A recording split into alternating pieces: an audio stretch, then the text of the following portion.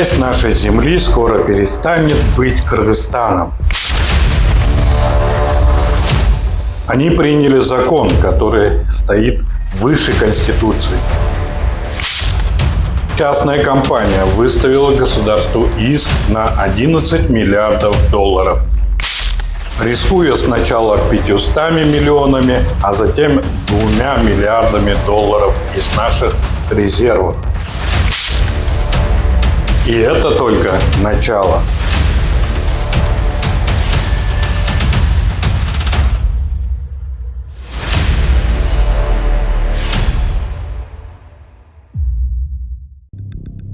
Май 2025 года. В Кыргызстан с помпой прибывает основатель крупнейшей в мире криптобиржи Binance Чангпен Чжао.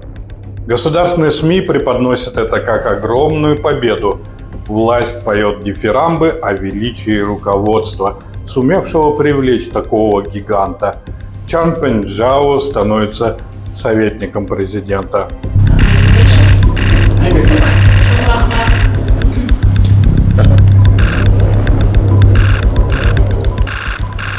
Но подготовка к этому визиту началась заранее. Еще в марте выходит указ президента о создании специальной инвестиционной территории, а в апреле происходит ключевая кадровая перестановка.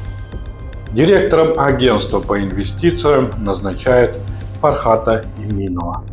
Факт номер один. В период, когда Фархат Иминов входил в совет директоров государственной компании ОАО «Электрические станции», он был напрямую связан с руководством частной майнинг-фермы «Соларикон», одного из крупнейших потребителей электроэнергии в стране. Источник – Клоп Азатык. Это доказанный конфликт интересов, и венцом всей этой подготовки стало принятие в июне пакета законов, которые и создали для нового партнера особые условия.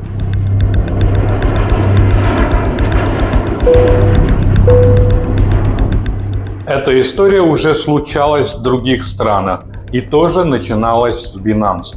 В 2018 году биржа стала символом стратегии Мальты блокчейн-остров. Итог: Мальта получила клеймо мировой прачечной и попала в серый список FATF.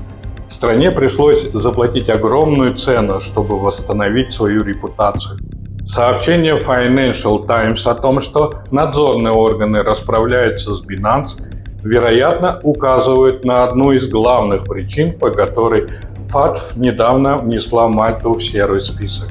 Источник Times of Malta. А в Гондурасе пошли еще дальше. Там, на райском острове Роатан, по такому же закону создали свое частное государство Проспера со своей полицией, налогами и судами. Что это означало для простых жителей острова? Люди выходили на протесты, боясь, что их просто выгонят из собственных домов. Обеспокоенность нарушением прав человека выразила даже Организация Объединенных Наций. Из отчета специального докладчика ООН, ноябрь 2024 года.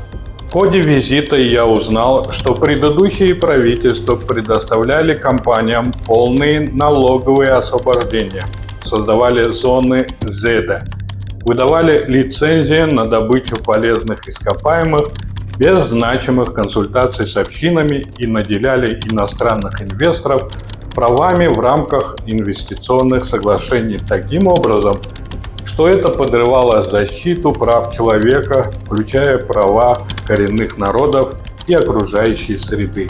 Как следствие, в Гондурасе происходят социальные конфликты, особенно в связи с узурпацией исконных земель коренных народов.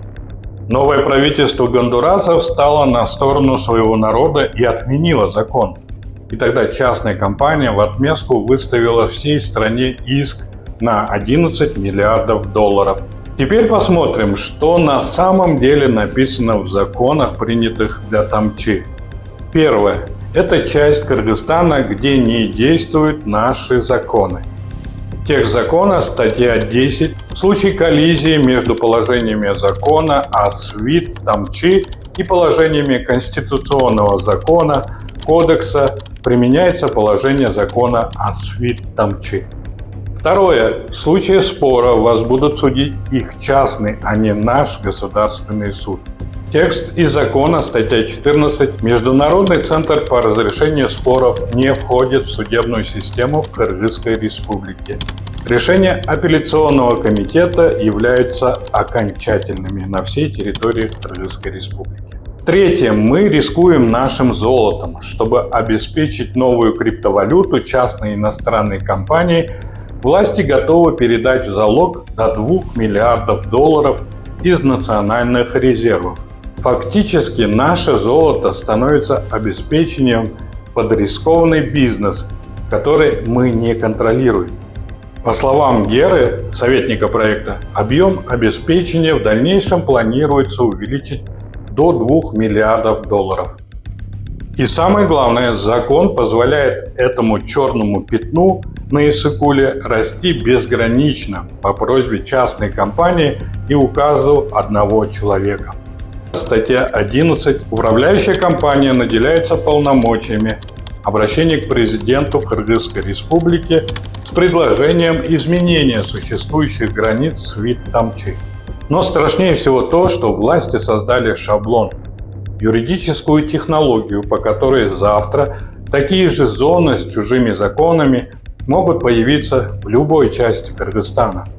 И тогда окажется, что страной, нашей с вами страной, по частям начинают управлять люди, которых мы не выбирали. Люди, которые не подчиняются нашей Конституции.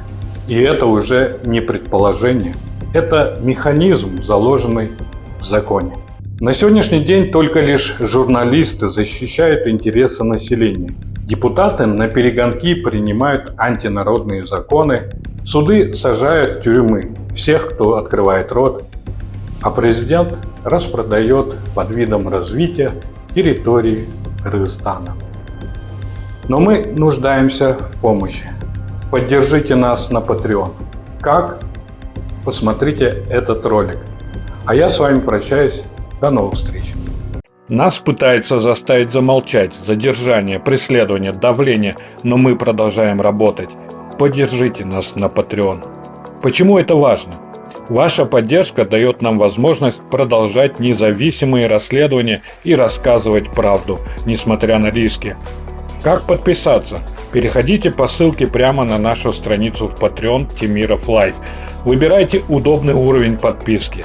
Ваша поддержка – это вклад в правду, а бонусы – просто приятное дополнение. Заполняйте данные карты или выбирайте PayPal. Подтверждайте и готово. Вы помогаете нам продолжать борьбу за правду. Поддержите независимую журналистику. Ссылка в описании.